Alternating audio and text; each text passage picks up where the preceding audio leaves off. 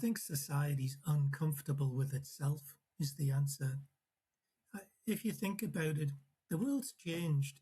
Jobs are changing all the time. The data they use, and that's political, I think.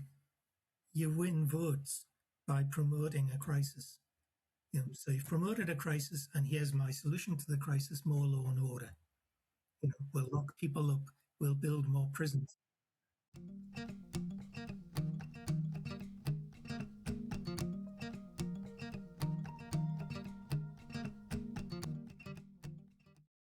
So, ladies and gentlemen, fans of Kintsugi Heroes podcasts, we're back having a conversation, and this is the Stories That Matter stream. And I'm talking to a man today who has been up to his armpits in Stories That Matter, right? He has had a life of service. And in fact, as he pointed out with a quick chat we were having, the theme is second chance.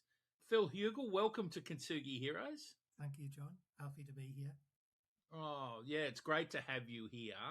As I was mentioning to the listeners, Phil, you have a resume that is incredibly full of opportunities to serve the community in so many important roles and in so many difficult places. That seems like a huge commitment to virtue and to service, but the theme is second chance. How is that your second chance, Phil? How did we get to that space as a second chance? So, well, thanks for that introduction, John. I don't think I'm virtuous at all. I'm a flawed human being, as we all are, I think. As we all are, yes. Second chances for me, a little bit about me. I didn't walk or talk until I was 3 years of age. At school, I would be what you'd call a slow learner. I was at the back of the class. I left school at 15 with no qualifications, and the ringing endorsement in my ears from my head teacher that I was good for a job with my hands. And certainly I did that. I worked in a park sweeping leaves, worked as a junior able seaman or cabin boy on a coal ship, sweeping up coal dust, and then worked in a letterpress printing factory, cleaning oily rags and sweeping the floors and cleaning toilets. I was very good at sweeping up, I have to say. It sounds like a childhood straight out of a Dickens novel, mate. Have you time traveled to the 20th century, or? You grow up. For me, growing up in the northeast of England, times were tough. You're talking the Thatcher eras.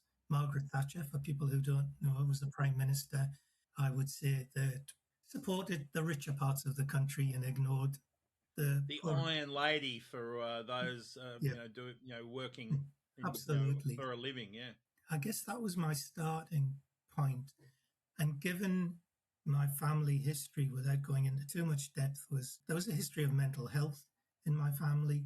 There was a history of alcoholism in my family. I didn't have a bad childhood, but it wasn't one full of rich colour and life. So that was my beginning, my second chance, and why second chances are important, I think. I was very unhappy as a 21-year-old working in a factory. I'd always been interested in art and design. Couldn't draw very well, but I was interested. There was an open day at an art college in Newcastle where I lived. I went along. The course leader said, "Look, you can't draw, but you're here. I'll give you a chance." So wow. I enrolled, did 2 years of art and design. That was my first second chance. She gave me a chance to learn, to become myself. That led to the second chance, which was working with adolescents in a youth diversion program, where I was educating young people 16 to 20 years of age in art, literacy, numeracy. I took them on outward bound courses, and we did screen printing. It was all about trying to get them to talk to each other, talk to me, and divert them away from the criminal system, really, because it was a diversion program. It's fascinating. This is a lad who left school at 15, and somehow you've immediately you sort of embarked on adulthood educating people, right? That's an extraordinary leap. What did that? Did you feel like that was your calling, or I I never thought about being an educator. What I thought about at the time was my history and upbringing was fairly poor in terms of education and enrichment. And people saying no to me, people said no a lot to me because really, academically, I was a write off. Having been given this opportunity to work with these young people, I didn't see myself as an educator. I saw myself more as someone who could help them become who they needed to be. So it was coming from that space about helping people, show them a pathway. You don't have to be unemployed. There are opportunities to work.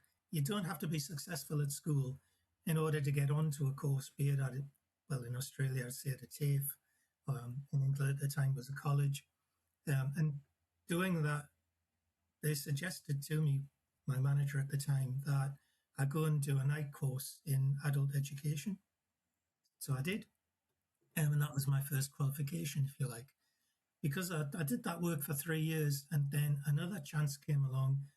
They were setting up at the time day centre for people with learning difficulties who had challenging behaviour.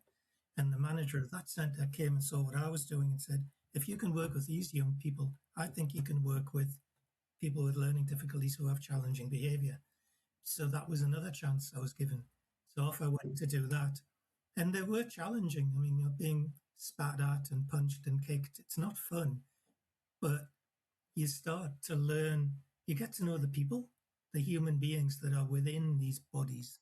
And once you treat them well, and treat them with respect, I didn't get hurt. I got on well, even though they were severely intellectually disabled. And one young man I worked with a lot had a particularly good right hook. I I didn't get punched. He punched a lot of people around me. And that comes down to how you engage with people.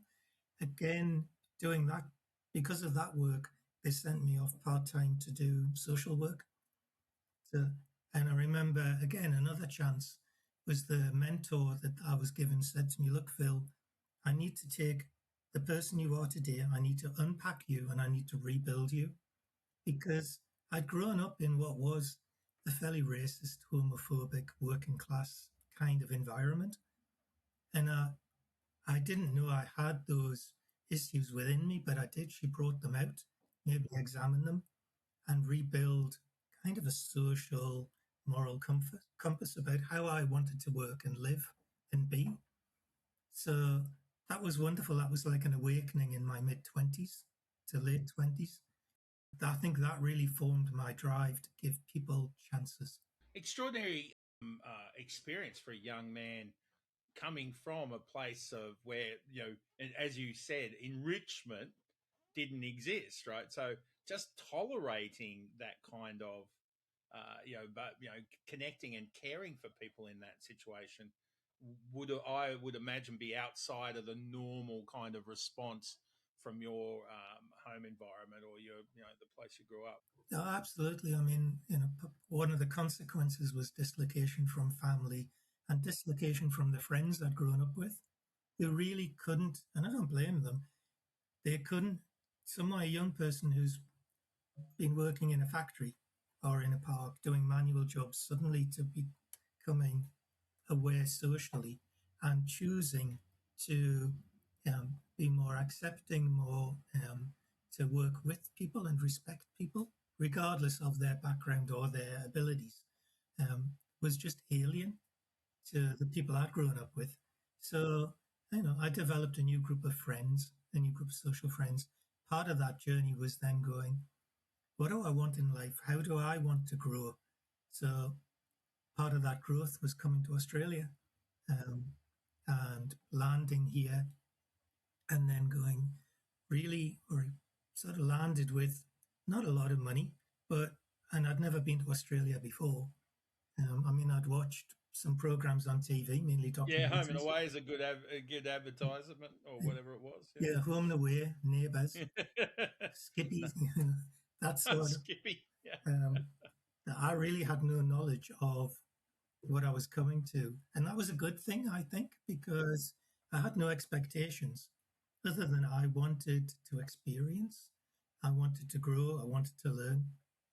Australia gave me the chance by allowing me to come here legally, in terms of going through an immigration process and being accepted, etc. So I landed here. And again, because I had a disability background, immediately got work in a day centre for people with disabilities, which were high dependency people. So again, I was back to wiping bottoms, and I've wiped a lot of bottoms in my life, but you do it with dignity and respect, as you should, because they're still human beings. That led, I was there for about a year in that place, and then in a charity up in northern Sydney, had been given some federal funding to create a community access program for people in northern Sydney with profound disabilities. So I went along for the interview. For whatever reason, they gave me the job, which was confronting for them because it was a very Catholic organisation with a long history and a very conservative approach. And I landed and went, well, we're not going to sit inside and with soft toys. These people are going to go in the community. So I recruited a staff team, and it was community access. We were out every day in the community, taking people to the movies, swimming pools, shopping. And these are people, and again, same in England, same here, people with profound disabilities. A lot of people with intellectual disabilities have been locked away in institutions, hidden from life. And I took the view that they're citizens, they deserve to be part of society. So we'll do that. So I had some interesting moments in that place for 3 years. That program's still going. I left after 3 years. And because I'd set that up, another NGO, non-government organisation in the Northern Beaches, based at sort of French's Forest area, they were looking for a community services manager. So I went along to that, got that job, set up, started working with the government to close boarding houses and children's homes where people with disabilities had been locked away and abused, really. So I set up independent living, social and rec programs and shared houses for people coming out of those environments. One aside I will talk about was the charity had a board led by parents who were very conservative, lovely people, but quite conservative. And I had the moment in my life of meeting these parents to tell them their adult son with an intellectual disability had been approaching young women at the bus stop for sex. So my answer to that was, let's build into his budget once a fortnight to go to a brothel. Does need a sex worker. So I phoned the brothel, talked to the manager, arranged a pension rate so he could go once a fortnight and have his needs met. It avoided him coming into contact with the criminal justice system, was safe for young people in that area. But then to have to sit at the board with these parents and explain that, this was how I'd set his budget up and what I was doing, was confronting for them. So that job lasted a good few years. But at the time, I had this feeling that there was something missing in my career, and that led me to apply and gain a job. Again, I was given a chance, although I had no background in children as such. I got a job with what was Department of Community Services in Western Sydney, leading basically the community team to place children who'd been removed in foster care. Set up an adolescent street team, had a foster care team, a placement team, Aboriginal team, set up a whole range of things. And I had a mantra with my staff: I would not leave the office until every child had a safe place to sleep that night. Because my view is, For children, particularly, if you don't have a safe place to sleep or rest and food to eat, you're never going, that's the basics. You're never going to achieve anything if you haven't got those basics in place. Well, where's the the mental and emotional room for anything else, right? If you don't even know if you're going to eat or survive the weather, right?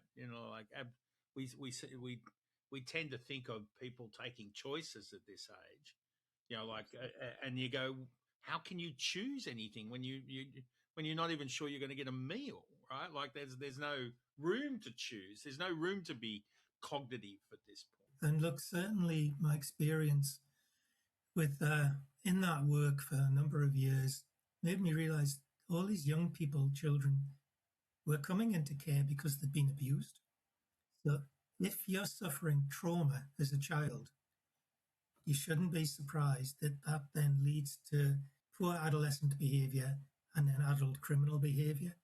And so after that work in child protection, out of home care, I then applied for, and again, I was given a chance by a wonderful manager um, to take on a role in corrections. And I went there deliberately because I realized the people in corrections, the adults in the corrections, a lot of them, they're there because of that trauma they've suffered. So for me, corrections was like if you like, the Everest of all of my experiences to that point had been building up and realizing the trauma as a child, as an adolescent, as someone with a mild disability. You're separated from society, you're disconnected from society, you're ignored, you're abused, you're laughed at, you're bullied, whatever. Why are we surprised those people then end up in the criminal system? And in the criminal system, anyone that goes to jail basically is further traumatized, not because not because of abuse by the staff or the prisoners, although bad things happen in prison. Obviously, most of the staff I met in prison were there for the right reasons and wanted to do the right thing. The institution that is set up works against that. It's a very structured, punitive system in terms of justice. You commit a crime, you're sent to jail. Apart from serious crime, murder, etc., the majority of people who are in jail are there because of trauma, abuse, addiction, homelessness, a range of social issues which should be addressed in the community. My experience in correction, I had a team that basically classified people as whether they were minimum, medium, maximum security. The main focus of my work was with what they call serious offenders who had committed the worst crimes. But I took the view that if they had a sentence which said never to be released, then they still needed to be treated with respect and dignity. They're still a human being, regardless of the fact they've committed a horrendous crime. But there's very few of them. The majority of people who are labelled a serious offender, they've got an exit date. They are going to leave jail, whether you like it or not. And so my view was, how do I want these people to be when they leave? So can I work with them so they leave in the best possible state to do no more harm? Because that's the critical thing. So they might have made a mistake many times or once, many years ago. But once they've served the sentence, if you accept the justice system, in theory, once you've served your sentence, you should be free to rejoin society. It's meant to be a cleaning of the slate, really, isn't it? So you want them to come out and engage in society, be part of society, and contribute to society in a positive way. So my work in corrections was all about that, which did get me into some strife with some particular people. Because as soon as you say all prisoners should be treated with respect, it's a red flag. It's a bit like saying treat homeless people with respect and dignity. And a lot of people would just say, well, it's their fault, without looking beyond why has someone become homeless? Why has someone ended up in prison? What's the story behind, and the story behind that, and the story behind that? There's always a history. So it's about unpacking the history to get back to what's the core, what was the turning point? Because that could have been me. If I look back at my history, and that's why I say second chances are important, I could have ended up an alcoholic. I could have ended up in jail. Certainly, two members of my family in the UK ended up in jail. So there was a pathway there for me. I chose a different path, but that path was only enabled by people giving me a chance. So it wasn't me as such having an epiphany and going, I'm going to be a good person. It was people looking at me, talking to me, and saying, I think we'll give you a chance with this job. We'll give you a chance to do this. So I ended that corrections job, or they ended me, because I upset a few very senior people. And now I volunteer again for a charity at a homeless shelter. Well, not homeless, at a shelter for ex-male prisoners in Sydney. And that's the most rewarding work. And it's not work. I go along and I have a chat, sometimes go shopping with them, sometimes we go for a walk. Often I just listen and they talk about their challenges and coming out of jail, no family because families deserted them, or there's parole conditions, they can't have contact with people or in certain areas. Christmas is horrible because it brings up so much trauma. They want to connect with family but can't. And then we wonder why they fall back into addiction because you're re traumatizing people. And I fully accept people need to be safe. I don't want anyone to be hurt. I don't condone violence of any sort. But in a way, we continue to punish people after they've left jail, and that's wrong. If you want any sort of just society, if you want to feel safe, then the best way to do that is to treat people well and give them opportunity, I think. Yeah, absolutely. There's so many questions from your history that it's almost like like you've climbed the stairs. Each role, each kind of focus has been led on to the next one.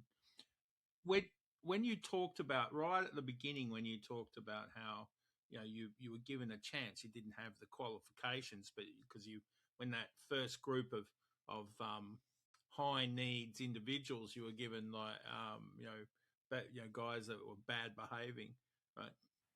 I wonder, you said you didn't have the qualifications, but did you did you find I'm interested in how lived experience supported you? Was it like your understanding and your experience of the world up until that point had not been too dissimilar from the people you were actually trying to help? I think Was that's it? a good description because I was, the kid at the back of the classroom. I was overweight as a kid, so I was bullied, but not terribly so. But I was certainly like if they were picking a soccer team, I would be the substitute. If they were picking a rugby team, I would be suggested I'd be better off, or a cricket team, I could go for a run by myself. In fact, it got to the point the PE teacher, when I was about 14, gave me a note and excused me from PE. Like, I didn't ask for that. He looked at me and went, well, you've got no athletic ability. And again, when I think back, that was a driver because when I got into my 20s, I lost weight and I took up running. And I ended up running marathons and ultra marathons. And if I think about it, that was to prove him wrong. And and I think the same with my work with those young people and people with challenging behavior. Because I was written off, I associated with those people because they were being written off. And I know how that felt. So therefore, I could relate, I imagine, to how they felt. So if the second you exclude someone for whatever reason, you build up a resentment, I think, in them, and a sense of hopelessness. I was reading for my last course because I went on to do multiple courses. So I've got 3 master's degrees. You got 3 master's degree, but you never you didn't you never made school the first time, right? That's I think there's a lot in that, right? Well, Yeah, like school's not for everyone. no, It really isn't. It doesn't. I didn't learn at school. I didn't choose. I chose not to. I just switched off. So I can't blame the school. It's just I wasn't. I was physically there, but not mentally there. I was unhappy there. So, um, but there's a writer, Edward Lawrence, I think he's called, and he writes about the butterfly effect. And the butterfly effect is a small change in the wind in the Amazon can cause basically a hurricane on the other side of the world. In other words, a small change in one part can lead to a massive outcome difference in someone's life. So that's all I've tried to do. I've tried to be those small changes that just, if I can open a doorway, if I can help someone take a step forward, I can't, same with whether it's people with a criminal history, young people who are on the streets, or people with a disability. I can't magic a better life for them, but I can open a door, even if it's just a little bit, and say, there's an opportunity. Now, if they choose to take it, great. If they don't, that's fine by me. I'm not there to lead people's lives. I'm there to just give people an opportunity. You talked about you were there, but you had a lot going on. Isn't it? And that the school just like even your PE teacher and so on. That the school system is just a benign form of the correction system, right? Like they're not really human focused, are they? Sometimes, right? They're outcome focused. Yeah, absolutely. I mean, I think it's always interesting to look at history. Why were schools set up? If I think about the UK, well, because the army generals needed a better educated foot soldier. Yeah, Is the bottom line. Yeah, well, because they realised going back 200 years, the recruits or the people that were pressed into the armed services, they couldn't read maps or count. So set up a school system to educate young men so they could be better fighters. And if you think about the regiment, I think it's true in Australia, that particularly the private schools, that it's quite regimented and structured. And there's very much a focus on, in some schools, on discipline. Lining up. I mean, certainly in my day, you had to line up almost on parade before you went into your classroom. You were assigned a desk. I always remember, slightly different, when I first went to corrections and I met my team, went into this conference room, and they said, "Oh, Phil, that's your seat at the head of the table." And I went, "Well, why?" "Well, because you're the director." And well, bugger that. I'm going to the other end of the table and I'll sit with the youngest female staff member who's got the least experience, because that's who I want to influence, because she's the future. And there was uproar. They wouldn't start the meeting unless I sat in my assigned seat. And literally, they had seats assigned based on hierarchy for every member of staff. And I was like, this is, excuse my language, but well, looking back on it now, I should have been more respectful of. They were incredibly proud of their institution, of their service. It meant a lot to them. As an outsider going in, it's not surprising I ruffled a few feathers, because I came from a social work background, from a human background, a social justice background. Prison is set up to keep people locked up. It's an artifact of the justice system. The courts find you guilty, they send you to jail for X number of years. The job of corrections is to carry out that sentence. I was much more interested in, what are we doing to help people leave? Is that just the way you're seeing the inmate? Like it's when you see them as a person, you must decide to treat them like a person or to ignore their humanity directly, and that must be very confronting. I'm sure most people don't want to ignore the humanity of someone. They use the rules and regulations as a way of avoiding having to make those kind of decisions. Absolutely. I think, whether it's school, hospitals, institutions for the disabled, or juvenile justice, or corrections, people are labelled.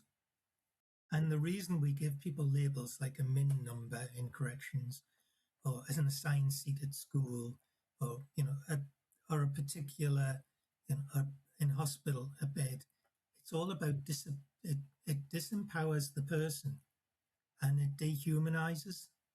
So it makes it easier to treat that person, because you're not seeing them as a human being. You don't have to be flexible. You can just treat, feed them all the same thing at the same time type thing. Absolutely, Yeah. it's just another number.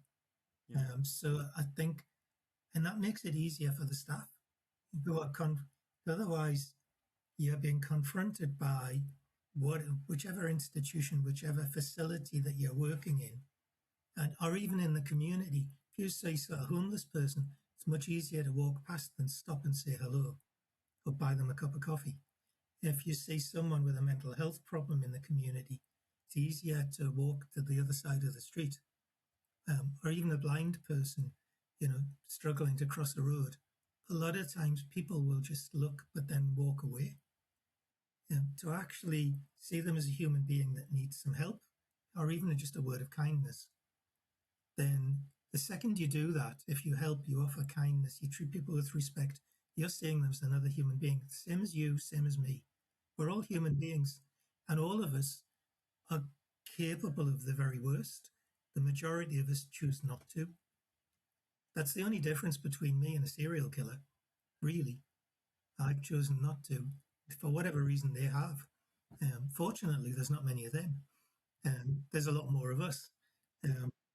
And that's a good thing. That's humanity at its best, I think. And I can't remember if it was Nelson Mandela or Gandhi. One of those said, how we treat the worst in society is a reflection of society, or words to that effect.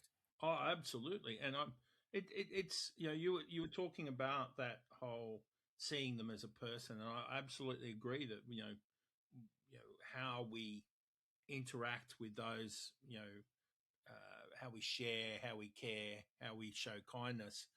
Hugh Mackay says kindness is the only thing you can do without having fondness for something, right? You can still treat them well, right?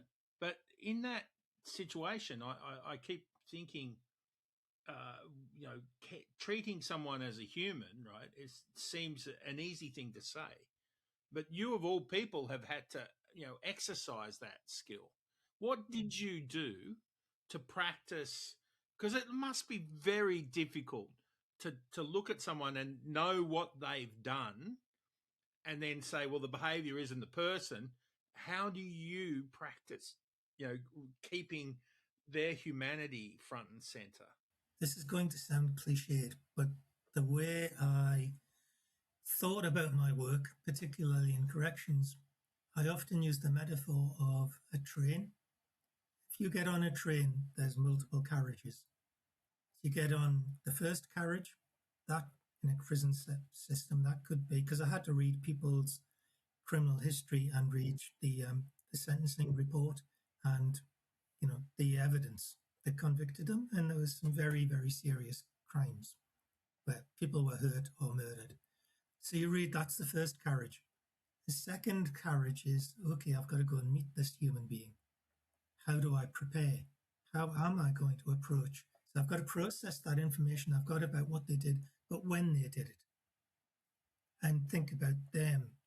Where are they now? So they're halfway through their sentence. They're 3/4 of the way through their sentence. They're going to come back into society in 5 years, 3 years, 2 years, 1 year. How do I want to approach that? So then, if you like, the third carriage is me sitting with them as a human being. So I've kind of left because the way I looked at it, the court went through all that information, made a judgment on their guilt, and applied a sentence. That's not my job to punish them anymore. My job is to make sure they do the right thing in jail, do the programs they've got to do, or encourage them to do them, encourage them to, whether it's education work, I often encourage people to interact with the chaplains because they've got a critical role, I believe, in helping people because they listen and they help people process things. And then the fourth carriage is getting towards the end where you're getting close to coming out. What does that look like for you? Do you have family you can connect with? Do you have, if you're Aboriginal, where is your land? How do we help you reconnect, if that's possible? If you're, whatever you've done, if you had a drug and alcohol history, how are you going to go forward? Because it's like, if you're an alcoholic, you're always an alcoholic. If you're an addict, you're always an addict. You choose not to. You can choose not to, but I don't think you ever. It's not like you can say, "Oh, well, that's not me anymore." It's a part of your history. It's the same as victims of crime, because I did some work with victims of crime. They will never stop being a victim of that crime. It's part of their. And I used to say to people, "Look, it's part of your history, but don't let it define you into the future. You'll carry it with you because it's part of you, who you are, but it does not define you." Same with crime. It does not define you so long as you don't go out and commit the same crime again. And even you get down to the level of you committed a really, for me, success was someone's committed murder. They exit, they come back to jail a year later because they've stolen a car. That's a win. Yeah, Like, yeah, I hadn't thought about it. you know, They've, their offending is It's reducing on a staged basis, right? yeah, and same with the work I do now with some the people I volunteer with. I know some of them are still using. I don't condemn them for that. But if you can see the use is reducing, that's a good thing. And trying to talk to them about, okay, you're going to be drug tested. And if the test's dirty, you're going to breach your parole conditions. So let's think about that. And what is it, do you want to go back to jail? It's the first question. No, I don't. Okay. Well, if you don't, what do you need to do? How can I help you not do that? So you don't breach. And a lot of them get very cranky with the parole officers. So it's about the parole officers just got to do a job. You've got to attend parole on time, be polite, follow the terms and conditions. That's all they're applying. So they're not the enemy. They're your best supporter so long as you do the right thing. But it's interesting though when you say that. I agree. Like when the system often says to people who are struggling, both either with behavioural, psycho-emotional problems, or history of offending, or behavioural issues, the system, even people who just have a situational distress, right, which are impacting on their ability to make good decisions. The system often says, "You come to me, you find me, you come to me, and then you ask nicely for help, and if I can fit you in, I will." Right? And it strikes me as that's a really unhelpful position to have when all of these behavioral things are often acute, right? They often happen, spontaneously, or they're kind of, about impulsivity than they are about planning, right? So, like, why do you think, having walked through so much of this system, why do you think we miss the point there, or we don't meet the challenge properly? Well, that's a really good question. I agree with you that I think partly the problem is, and I would say this with respect to every institution I've worked in and the staff I've worked with, I don't believe people are inherently bad. I Yeah. think people are inherently good. I think institutions, structures, and systems work against people because if you want to advance your career, you learn to and when I was in community services, I remember the director saying to me, Phil, whether I want it or not, you're going to tell me the truth. And that wasn't a compliment. No, Yeah. He wasn't happy about it. And I've always taken that view, which has made me difficult. I'd be the first to admit I'm a difficult employee. I will always tell the truth. If I think something's not going to work, if I think it's a bad policy, if I think you're making a bad decision, I will tell you. I think that's wrong, and this is why I think it's wrong. This is why I think it won't work. That flies in the face of government decisions. Like when they decided they would outsource. Many years ago, there was a view that we'll outsource prisons.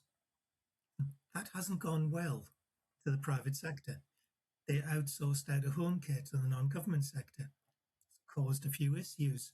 A lot of it's gone really well, some of it hasn't. They outsourced the recruitment of foster care to non-government organisations. We're now in a position where there's a shortage of foster carers. You could look at disability. Yes, the institutions were bad, but there are some people that will always struggle in community. And I think it's very much a case of we tend to jump from, in answer to your question, policy is very blunt. It's either yes or no. It's either this or that.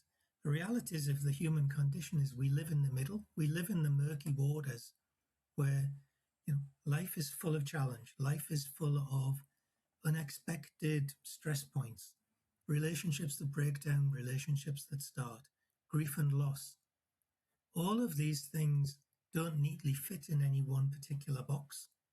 That's why we struggle. So we struggle. How do we manage rehabilitation? Should it be in the community? Should it be in a jail?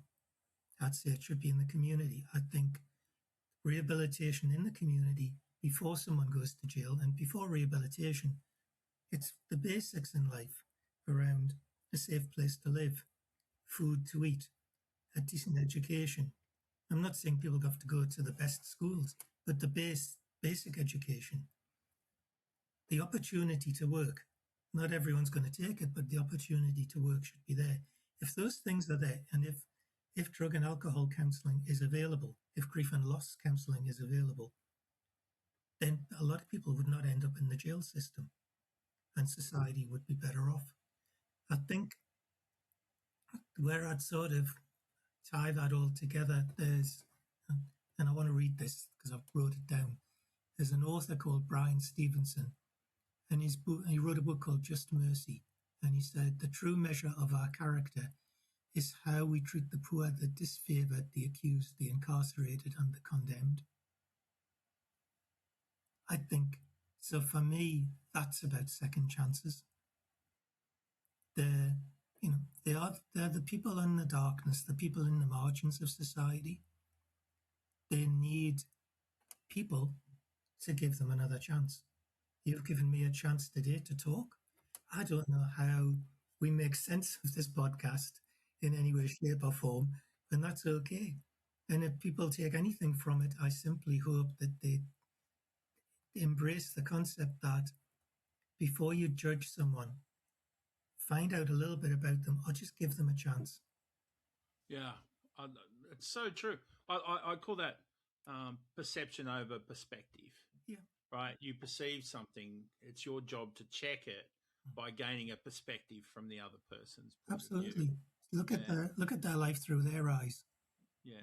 And if they've had a lifetime of abuse, neglect, addiction, really, what are you expecting? It's one of those things where it'd be nice to have a USB that contained the pain you're in, right?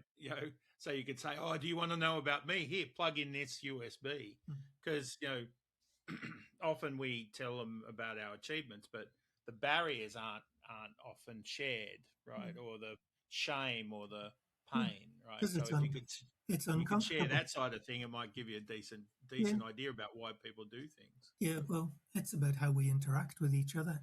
It's uncomfortable to share the hard times, to share, your fears, your anxieties. What's gone wrong?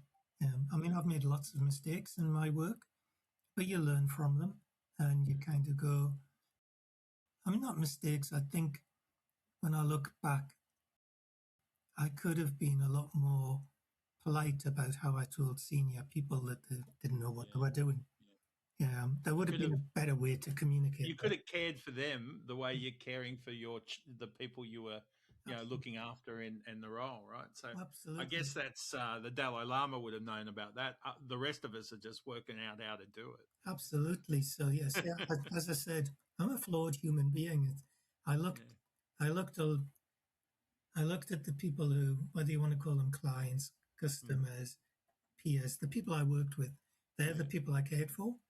The people above me, I was like, they can take care of themselves. That was a mistake. Because they need care as well. Yeah, that's so true. And here, a couple of things that pop up. first of all, you've worked with young people a lot over the years, all the way up to later on with adult incarcerated folks. But at the moment, Australia is talking about a epidemic of youth crime, and I think the stats aren't quite matching that. Like I think the stats show that that's not exactly the way it is on the ground. But that nevertheless, young people are being fed the kind of a narrative of them being dangerous or crazy, like the youth mental health is often or useless, the millennial the Gen Z kind of idea that you can't stay in a job, you can't do anything well, right? How is that helping? What and, It and doesn't. why can't we stop it? Why can't people in in the in the cleaning up the mess, like people like yourself? Why can't we make a big enough noise to say, "Hang on, you're contributing to this stuff"? Not I think it's not because kids are awful. I think society's uncomfortable with itself is the answer. The Wow. If you think about it, the world's changed. It used to be the case that I remember when I was working with people with disabilities back in Newcastle in England, and it was a centre run by the local council. And I remember people saying to me, "You've got a job with the local council. You've got a job for life." And that day centre closed, and the people that worked there got made redundant about a year after I left. I didn't know it was going to close, but because they went, as they have here, they went to individual funding, and families worked out, hang on, I don't want my son or daughter locked away in a workshop somewhere or a day centre. Like, with individual funding, I can employ who I want to provide the life I want for them, which is a good thing. So when I was in the letterpress printing factory, people, oh, well, you've got a trade, you've got a job for life. That trade's gone. It's redundant. Doesn't outside of the museum. That doesn't happen anymore. It's like, so I think if you're a school leaver today, I think it's fair to say you'll probably have 4 or 5 completely different jobs in your lifetime. Because whatever you start today is probably going to be made redundant, whether that's AI, computers, technology, or just we no longer need a massive mining industry for coal. We might need a massive mining industry for something else. Or, we no longer need a massive car factory employing thousands of people. We'll still produce cars, but it'll be an automated production line. And the jobs will be in technology or in, sort of greener, more fuel efficient or more environmentally friendly ways of working. So young people, unlike my generation, where you started a job and I chose to leave those jobs, but people had those jobs, thought that's it for the rest of their life. They were settled, they were secure. That's all changed. That's gone.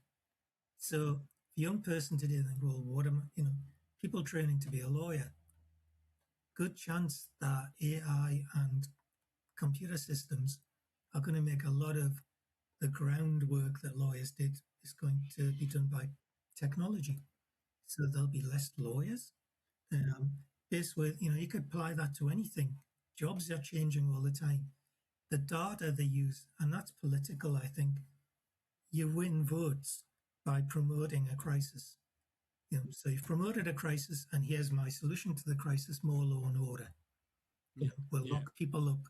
We'll build more prisons. Which actually expands the crisis. Absolutely. Right? Yeah. See when there are more crimes for young people to commit, they tend to do that, right? Yeah, so. Absolutely. And if you look at the data, the more police you employ, the more people that get arrested. The more prisons you build, the more people that go to prison. Unfortunately, you have an event, say Bondi, where terrible attack and multiple people died.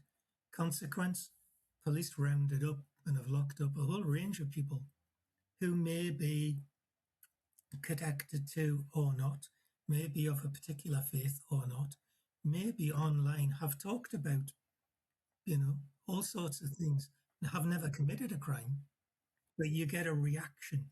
So whether it's knife crime in Melbourne, whether it's the terrorist attack here in Sydney, or whether it's car crime in the western suburbs, there's then an over-the-top reaction.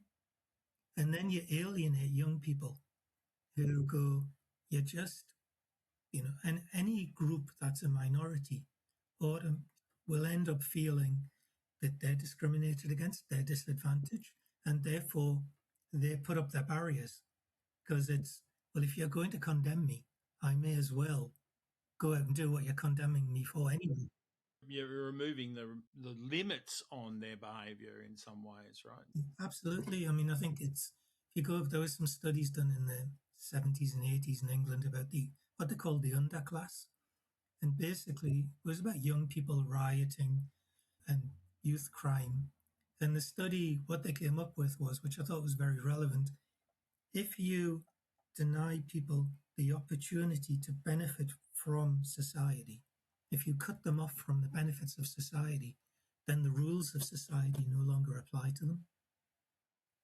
So if you condemn young people, then are you surprised that they then react that way? It's a bit like where I started, written off at school and told I wouldn't be any good for anything.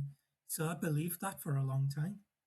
And as you stated, your response was, almost to shove it in their faces, right? So, like later on when you completed an ultra marathon, which I personally don't understand myself, but I can imagine it must have been important, couldn't run out of sight in a dark night, but, being how energetic that sort of, that negative influence, that lack of care and connection has actually driven you into something to do something. It happened to be something that we see as useful, but it could equally have been, you could have excelled at shop breaking or something. Absolutely. And that's what I was saying to you before about, I guess, different pathways, crossroads in your life.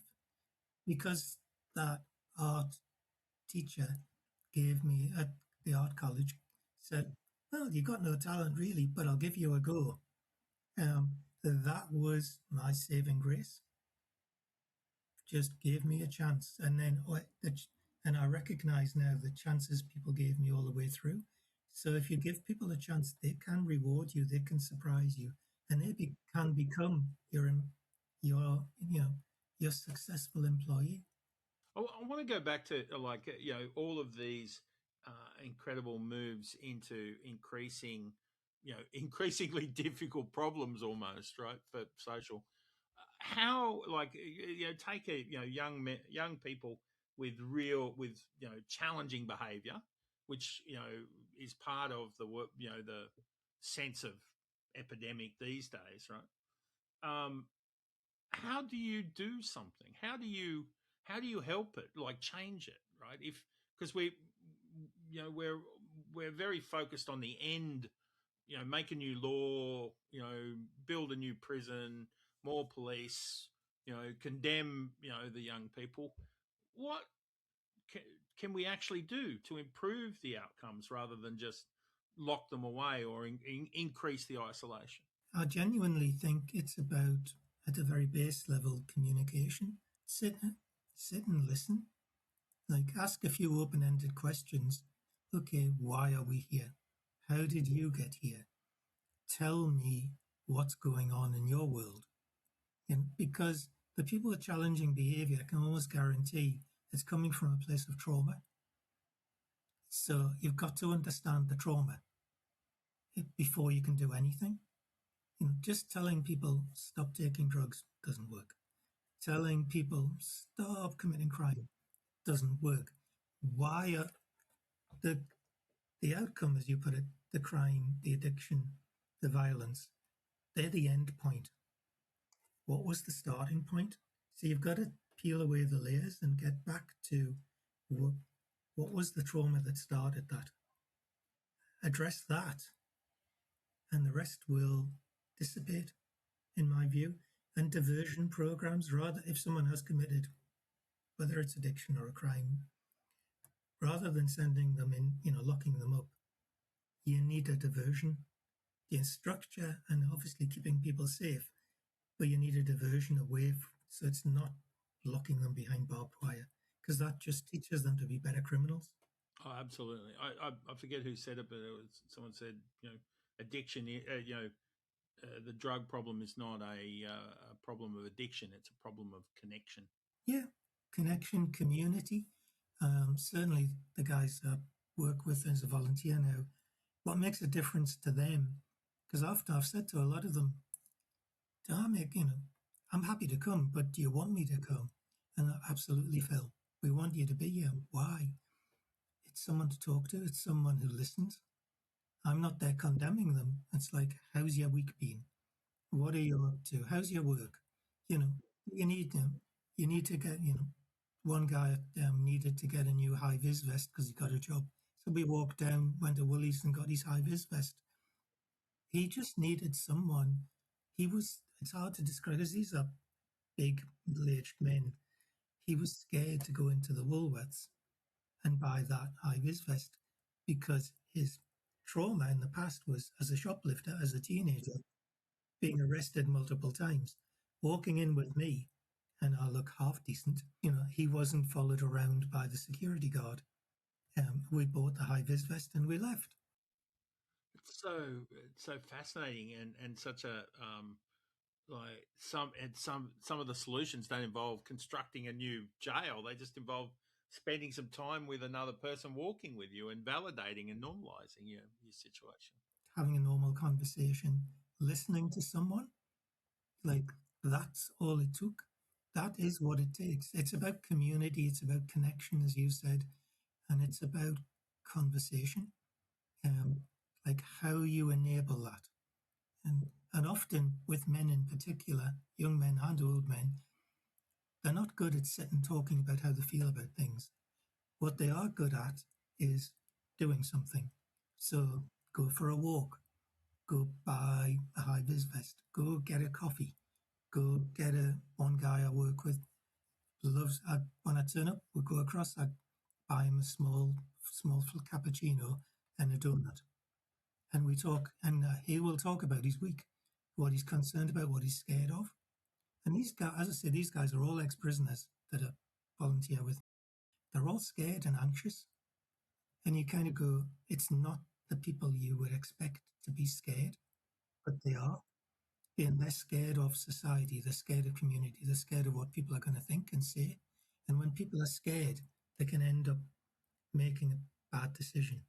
So if I was to be, I'm a fairy godfather, and I've come along and I have a wand that says I can fund, 5-year programs, any number of them you want. What do you think my fairy godfather wand could give you that would change things? A peer support program for people pre and post jail, where ordinary people, men, are linked with, because the majority of prisoners are men.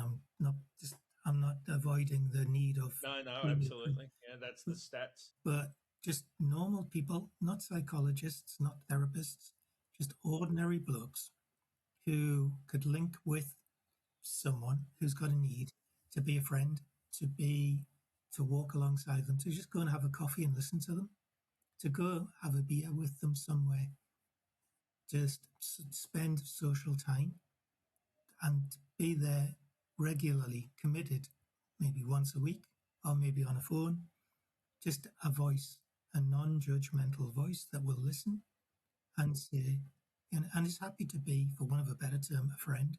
So if we're doing peers and you like basic training in that space could get you there rather than having to have a degree or enter in the program or sign off but should we roll it out to every town in the country? Is this something for as many people who are incarcerated or as many people who are feeling distress? Shouldn't there be a peer available? Absolutely.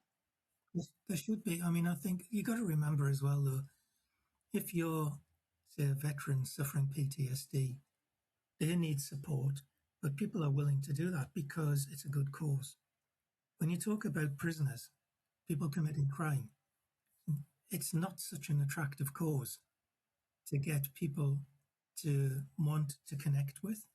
But absolutely, you don't want professionals. You don't want someone trained in whatever therapy or discipline.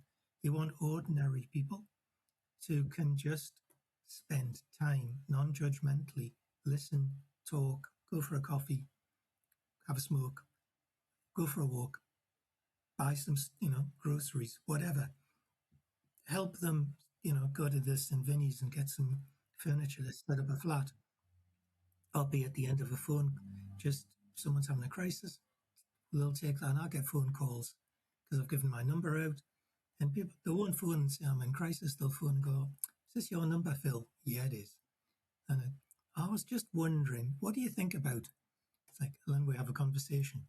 They're having an anxiety attack, or it could be post-traumatic stress, or it's from their trauma. They've seen someone that's triggered them, or someone said something. They just need to talk.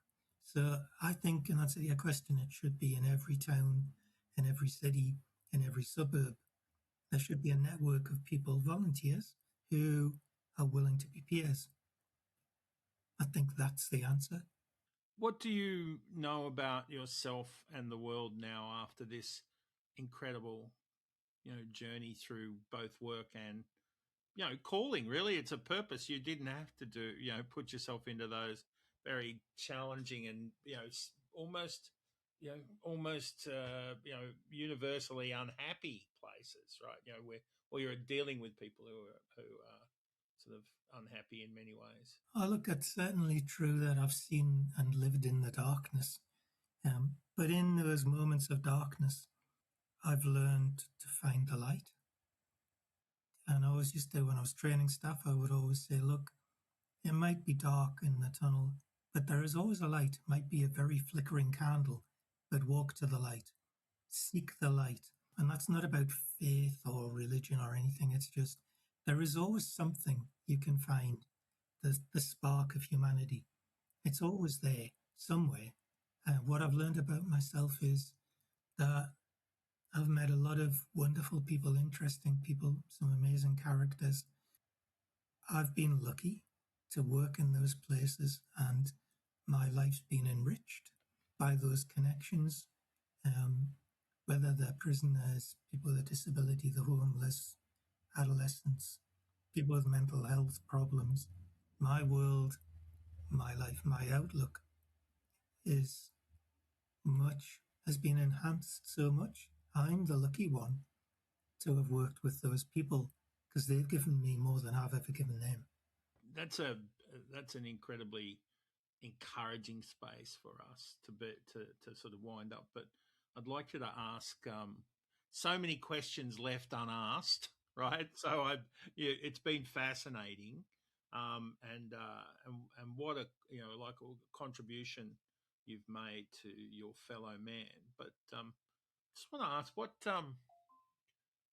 what chance have we got? Like, it seems like community, these problems are getting bigger, right? We've got more people under incarceration, I think, since per capita, since, and we were a penal colony, right? So are we going to get through? What's your feeling about, all the social determinants and all the things that are happening? Don't lose faith in humanity. We've been challenged before, Yeah. throughout history, but in the end, goodness, if you want, humanity, care, even at the darkest times, that's when you tend to get humanity come to the fore. And for all, it's the age-old thing. Newspapers live in TV, only it lives and dies on bad news. Because good news is not as exciting. But the majority, if you unpack the data, as you said before, the number of youth crimes is actually very low. The number of crime, the level of crime in New South Wales is actually incredibly low. It's stranger dangers, incredibly rare. Crime generally is very, very low as a percentage. Obviously, it's horrible if you're a victim of any sort of crime. Fully accept that. But as a society as a whole, it's actually very, very safe. That, I think we've lost sight of that. That, I mean, you go out at night and walk around, you know, like how many times do you actually, over the Christmas, New Year, yes, you have car accidents, sadly, there was some drownings, shark attacks, that all made headlines. But in terms of crime, like outside of organized crime, which is often, you know, drug gangs fighting each other, outside of that, for normal people, young people, the 99% of young people are not committing crime. They go to school, they go to college, they go to uni, they go to work. They're doing ordinary things all of the time. Same with adults. It's a very small percentage of the population commits crime. Like the risk to you down on the northern beaches, walking out of your unit or house and going for a walk along the beach, you're more at risk of a shark attack than being mugged, if we're honest. No, absolutely. And again, that's probably our perspective. It's up to us to explore the perspective of life rather than the perception of life. So, Absolutely. So there you go. That's the hope. That's the light. So embrace the light. I'm with you. I'm going to embrace that light. It's been absolutely wonderful to chat. Thank you for sharing your incredibly varied and service driven life with us. Kintsugi Heroes are very grateful for that very practical wisdom and for the work you've done, Phil. Well, congratulations, mate. Thank you again.